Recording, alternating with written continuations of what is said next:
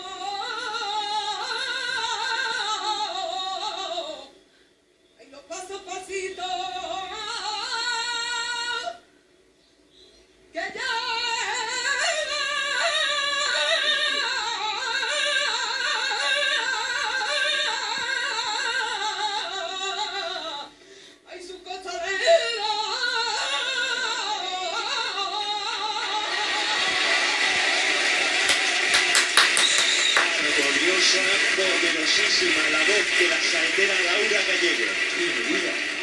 Una medida